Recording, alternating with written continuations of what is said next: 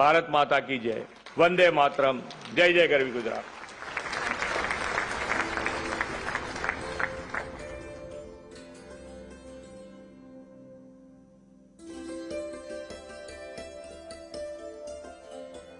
माननीय मुख्यमंत्री श्री, आपना उत्साहपूर्ण शब्दों માટે આપનો ખૂબ ખૂબ આભાર માનીએ છીએ। जिनकी दूरदर्शिता से 2 दशक पहले वाइब्रेंट गुजरात अभियान की शुरुआत हुई थी, जिनकी अटूट प्रतिबद्धता के कारण वाइब्रेंट गुजरात सर्वांगी विकास का श्रेष्ठतम उदाहरण बना है, ऐसे हमारे माननीय सम्माननीय प्रधानमंत्री श्री नरेंद्र मोदी जी को आइए उनके प्रेरणादायी संबोधन के लिए तालियों के साथ विनम्र निवेदन करते हैं।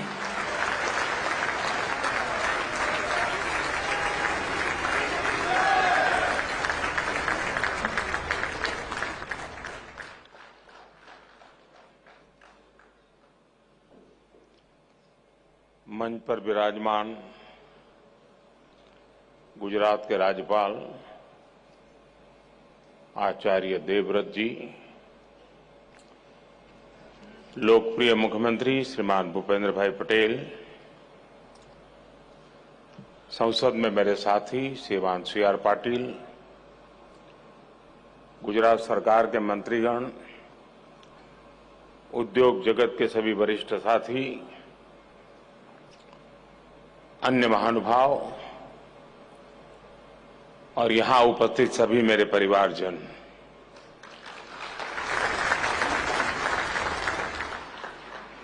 बीस साल पहले हमने एक छोटा सा बीज बोया था। आज वो इतना विशाल और बृहद वाइब्रेंट वटवृक्ष बन गया है।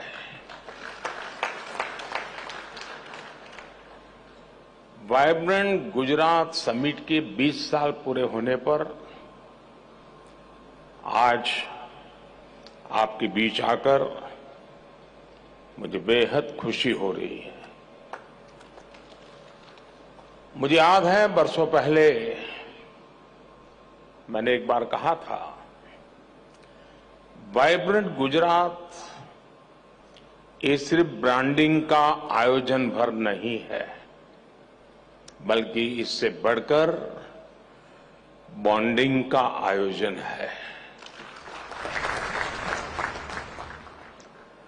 दुनिया के लिए ये सफल समिट एक ब्रांड हो सकती है, लेकिन मेरे लिए ये एक मजबूत बॉन्ड का प्रतीक है। ये वो बॉन्ड है जो मेरे और गुजरात के 7 करोड़ नागरिकों से उनके सामर्थ्य से जुड़ा हुआ है। ये वो बॉन्ड है जो मेरे लिए उनके असीम स्नेह पर आधारित है। साथियों, आज मुझे स्वामी विवेकानंद जी की भी एक बात याद आ रही है। स्वामी विवेकानंद जी ने कहा था कि हर काम को 3 चरणों से गुजरना पड़ता है।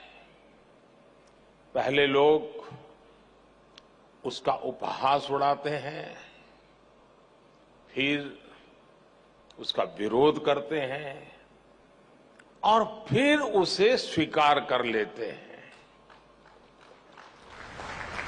और खासकर तब जब वो आइडिया उस समय से आगे का हो। 20 वर्ष एक लंबा कालखंड होता है। आज की जनरेशन के युवा साथियों को पता भी नहीं होगा कि 2001 में आए भीषण भूकंप के बाद गुजरात की स्थिति क्या थी। भूकंप से भी पहले गुजरात लंबे समय तक अकाल की भयंकर स्थिति से जूझ रहा था। इसके बाद जो भूकंप आया उसमें हजारों लोगों की मौत हो गई, लाखों लोग इससे प्रभावित हुए।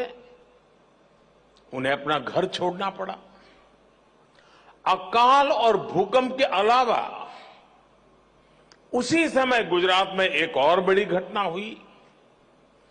Madhavpura mercantile cooperative bank collapse हो गया। इसकी वजह से 133 और कोऑपरेटिव बैंक में ये तूफान छा गया। पूरे गुजरात के आर्थिक जीवन में हाहाकार मचा हुआ था। एक तरह से गुजरात का फाइनेंशियल सेक्टर संकट में आ गया था। उस समय मैं पहली बार विधायक बना था। मेरे लिए यह भूमिका भी नई थी। शासन चलाने का कोई अनुभव नहीं था, लेकिन चुनौती बहुत बड़ी थी। इस बीच एक और घटना घट गई। गोधरा की हृदय विदारक घटना हुई और उसके बाद की परिस्थितियों में गुजरात हिंसा की आग में जल उठा। ऐसे विकट हाल की शायद किसी ने कल्पना की होगी। मुख्यमंत्री के तौर पर भले उस समय मेरे पास ज्यादा अनुभव नहीं था, लेकिन मेरा गुजरात पर, अपने गुजरात के लोगों पर अटूट भरोसा था।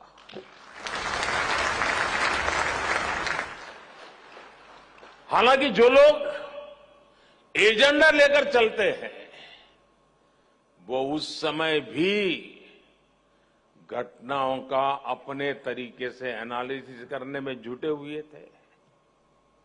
ये कहा गया कि गुजरात से युवा, गुजरात से उद्योग, गुजरात से व्यापारी सब बाहर चले जाएंगे, पलायन कर जाएंगे और गुजरात तो ऐसा बर्बाद होगा, ऐसा बर्बाद होगा कि देश के लिए बहुत बड़ा बोझ बन जाएगा।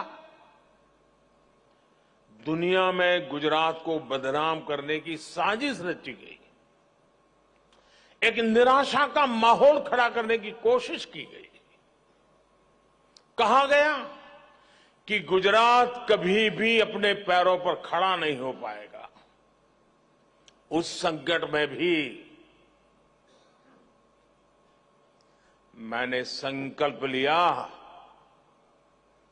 कि चाहे परिस्थितियां जैसी भी हो, गुजरात को इससे बाहर निकाल के ही रहूंगा।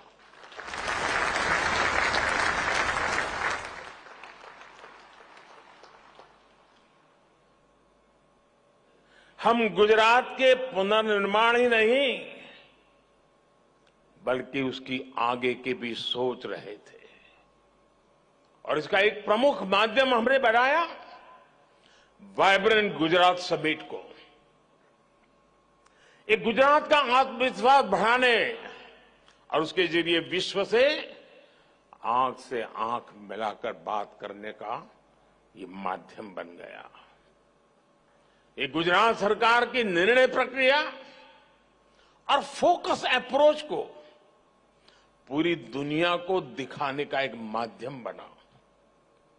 ये गुजरात सहित भारत की औद्योगिक क्षमता को विश्व के समक्ष उजागर करने का माध्यम बना। ये भारत में मौजूद अलग अलग सेक्टर्स की असीमित संभावनाओं को दिखाने का माध्यम बना। ये भारत के टैलेंट को देश के भीतर उपयोग करने का माध्यम बना। ये भारत की दिव्यता, भव्यता और सांस्कृतिक विरासत को विश्व को दिखाने का एक और माध्यम बन गया। हमने कितनी बारीकी से काम किया उसका उदाहरण वाइब्रेंट गुजरात की टाइमिंग भी है। हमने वाइब्रेंट गुजरात तब जब किया जब गुजरात में नवरात्रि और गरबे की धूम रहती है। हमने इसे गुजरात के औद्योगिक विकास का पर्व बना दिया। साथियों, आज मैं आप सभी को एक और बात याद दिलाना चाहता हूं। 20 साल हो रहे हैं हर तरह की खट्टी मीठी बातें याद आना बहुत स्वाभाविक है। आज दुनिया वाइब्रेंट गुजरात की सफलता देख रही है, लेकिन वाइब्रेंट गुजरात का आयोजन ऐसे माहौल में किया गया जब तब की केंद्र सरकार भी गुजरात के विकास को लेकर बेरुखी दिखाती थी। मैंने हमेशा ही कहा है कि गुजरात के विकास से देश का विकास, लेकिन उस समय केंद्र सरकार चलाने वाले गुजरात के विकास को भी राजनीति से जोड़कर देखते थे। केंद्र सरकार के मंत्री तब वाइब्रेंट गुजरात समिट में आने से मना कर दिया करते थे। व्यक्तिगत रूप से तो मुझे बताते थे कि नहीं हम जरूर आएंगे, पता नहीं पीछे से डंडा चलता था, वो ना कर देते थे। सहयोग तो दूर की बात, वो रोड़े अटकाने में लगे रहते थे। विदेशी इन्वेस्टर्स को धमकाया जाता था कि गुजरात मत जाओ। इतना डराने के बाद भी विदेशी इन्वेस्टर्स गुजरात आए।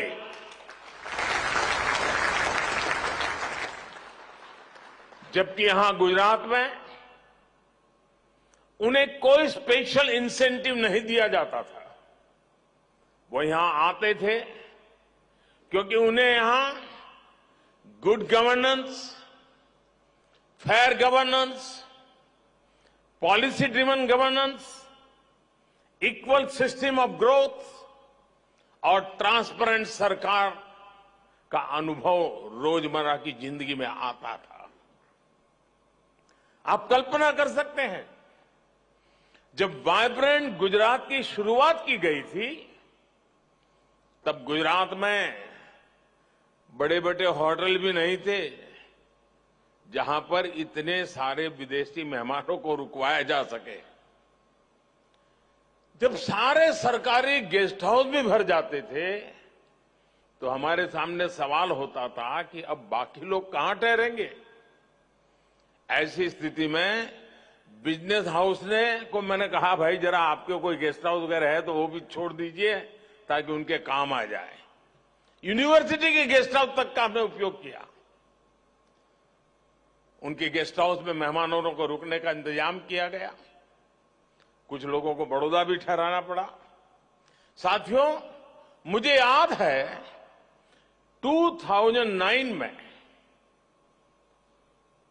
जब वाइब्रेंट गुजरात का आयोजन किया गया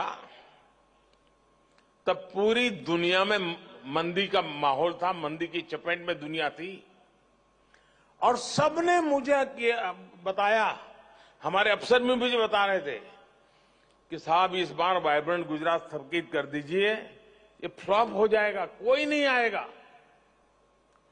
लेकिन मैंने उस समय भी कहा, जी नहीं, ये रुकेगा नहीं, ये होगा। अगर विफल हुआ तो आलोचना होगी और क्या होगा, लेकिन आदत छूटनी नहीं चाहिए।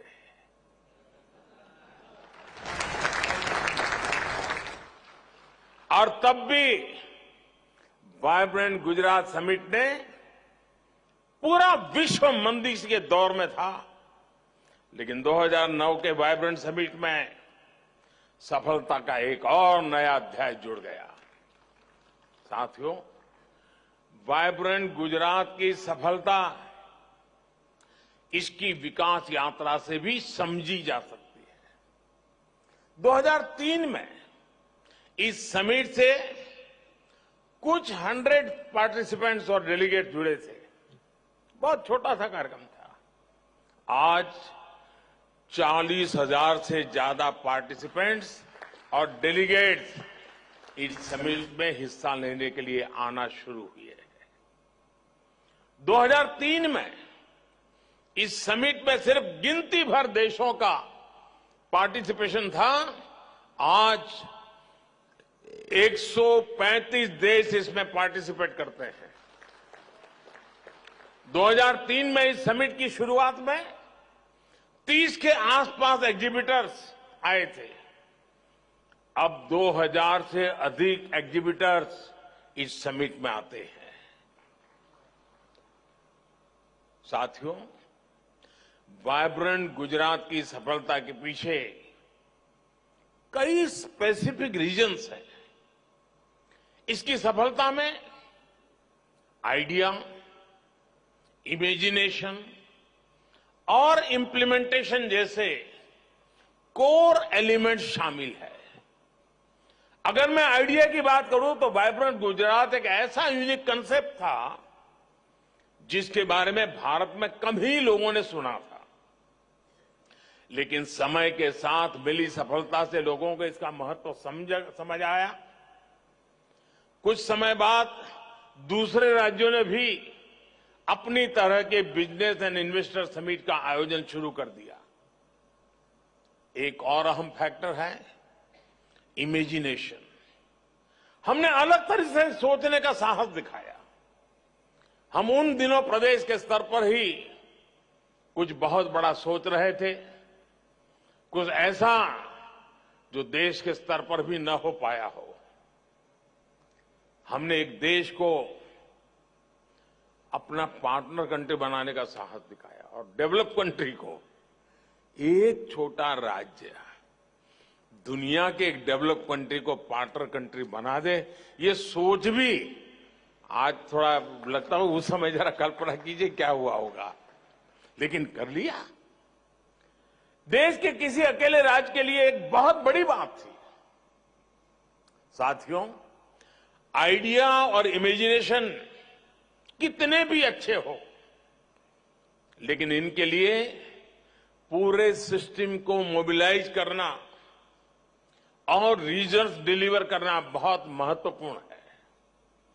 एक ऐसा काम है जिसके लिए बड़ी प्लानिंग, कैपेसिटी बिल्डिंग में निवेश, हर डिटेल पर नजर और अथक परिश्रम की जरूरत होती है ताकि इस स्केल का आयोजन हो सके।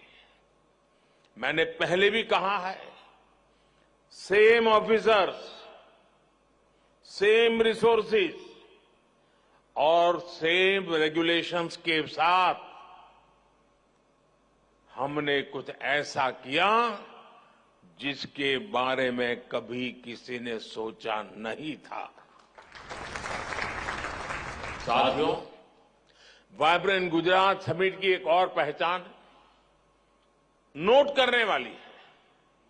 आज vibrant Gujarat one time event से एक इंस्टीट्यूशन बन गया है जिसका सिस्टम और प्रोसेस सरकार के भीतर और सरकार के बाहर साल भर स्वतः चलता रहता है। चीफ मिनिस्टर्स बदले, करीब करीब पुराने लीडिंग ऑफिसर तो सारे के सारे रिटायर्ड हो गए।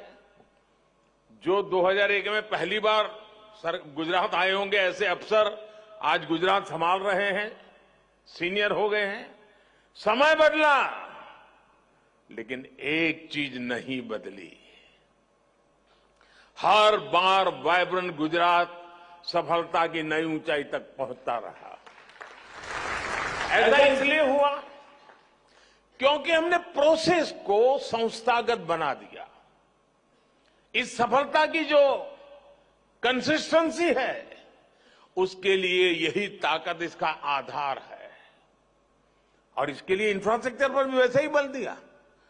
कहां कभी टागोर हॉल में कार्यक्रम होता था, फिर कभी यहां साइंस सिटी में ही तंबू लगा करके कार्यक्रम किया था, और आज महात्मा मंदिर बन गया। साथियों, जिस भावना के साथ हमने वाइब्रेंट गुजरात समिट को आगे बढ़ाया, वैसा आमतौर पर हमारे देश में बहुत कम देखने को मिलता है। हम ये समिट करते थे तो गुजरात में, लेकिन हम इसके जरिए हर राज्य को लाभ पहुंचाना चाहते थे। बहुत कम लोग हैं जो हमारी सोच को आज भी समझ पाए हो। वो अपने एक दायरे में सिकुड़ करके बैठे हुए हैं। एक गुजरात का मुख्यमंत्री उस समय देश के मुख्यमंत्रियों को आग्रह करता था कि समिट हो रही है, आप भी अपना झंडा गाड़िए, आप भी अपना स्टॉल लगाइए, आप भी सेमिनार कीजिए। वाइब्रेंट गुजरात समिट में दूसरे राज्यों को भी शामिल होने के लिए अवसर दिया जाता था। हमने राज्यों को इनवाइट किया था, आप भी आइए, अपनी शक्ति इसमें लगाइए, फायदा उठाइए। हमने स्टेट सेमिनार का आयोजन किया जिसमें कई राज्य आते थे और वाइब्रेंट समिट के दरमियान कहीं पर उड़ीसा का समिट चल रहा है, कहीं तेलुगु समिट चल रहा है, कहीं पर हरियाणा जम्मू कश्मीर का समिट चल रहा है। इसके अलावा गुजरात में आयुर्वेद का एक पूरे देश का समिट, प्रोग्रेसिव फार्मर्स का एक बहुत बड़ा summit, all India lawyer summit, ऐसे भांति भांति के वर्टिकल्स, इसका भी ताना बाना हम लगातार बनाते जाते थे। हम गुजरात का विकास भी नेशनल विजन के तहत कर रहे थे। साथियों, 20वीं शताब्दी में हमारा गुजरात, हमारी पहचान क्या थी? हम एक ट्रेडर स्टेट के रूप में जाने जाते थे। एक जगह से लेते थे, दूसरी जगह पे देते थे, बीच में जो भी दलाली मिले उससे गुजारा करते थे। ये हमारी छवि थी। लेकिन 20वीं सदी की उस छवि को छोड़ करके 21वीं सदी में गुजरात ट्रेड के साथ एक एग्रीकल्चर पावर हाउस बना, एक फाइनेंशियल हब बना और एक इंडस्ट्रियल और मैन्युफैक्चरिंग इकोसिस्टम के रूप में उसकी एक नई पहचान बन गई। इसके अलावा गुजरात की ट्रेड बेस्ड रेपुटेशन भी काफी मजबूत हुई। इन सभी के पीछे वाइब्रेंट गुजरात जैसे आयोजनों की सफलता है, जो आइडिया, इनोवेशन और इंडस्ट्रीज के इंक्यूबेटर की तरह काम कर रहा है। हमारे पास पिछले 20 वर्षों के हजारों सक्सेस स्टोरीज और केस स्टडीज है। इफेक्टिव पॉलिसी मेकिंग और एफिशिएंट प्रोजेक्ट इंप्लीमेंटेशन से यह संभव हो सकता है। टेक्सटाइल और एपरल इंडस्ट्रीज के इन्वेस्टमेंट और एम्प्लॉयमेंट अभूतपूर्व बढ़ोतरी हुई है, जिसके कारण हमारा एक्सपोर्ट भी रिकॉर्ड बन रहा है। बीते 2 दशकों में हम अलग अलग सेक्टर्स में नए मुकाम तक पहुंचे हैं। ऑटोमोबाइल सेक्टर में 2001 की तुलना में हमारा निवेश करीब 9 गुना बढ़ा है।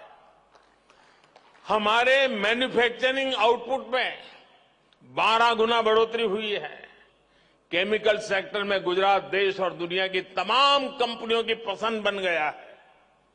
आज भारत की डाइस एंड इंटरमीडिएट मैन्युफैक्चरिंग में गुजरात का योगदान करीब 75% है। एग्रो और फूड प्रोसेसिंग इंडस्ट्री निवेश में गुजरात का हिस्सा देश में सबसे अधिक है। आज गुजरात में 30,000 से अधिक फूड प्रोसेसिंग यूनिट्स काम कर रहे हैं। फार्मा सेक्टर में गुजरात एक innovation driven, knowledge focus pharma industry के रूप में उभर रहा है। मेडिकल डिवाइसेज मैन्युफैक्चरिंग में 50% से ज्यादा और कार्डियक स्टेंट्स मैन्युफैक्चरिंग में करीब 80% हिस्सा गुजरात का ही है। जेम एंड ज्वेलरी इंडस्ट्री में तो गुजरात की सफलता अद्भुत है। पूरी दुनिया के प्रोसेस डायमंड्स का 70% से ज्यादा हिस्सा गुजरात का है। भारत के डायमंड एक्सपोर्ट्स में गुजरात का योगदान 80% है। सिरामिक सेक्टर की बात करें तो गुजरात का मोरबी क्षेत्र अकेले ही देश के सिरामिक मार्केट में 90% शेयर रखता है। यहीं पर सिरामिक टाइल्स, सैनिटरी वेयर और अलग अलग सिरामिक प्रोडक्ट्स की करीब 10,000 मैन्युफैक्चरिंग यूनिट्स हैं। गुजरात भारत में टॉप एक्सपोर्टर भी है। पिछले साल राज्य ने करीब 2 बिलियन यूएस डॉलर का एक्सपोर्ट किया था। आने वाले समय में डिफेंस मैन्युफैक्चरिंग बहुत बड़ा सेक्टर होगा।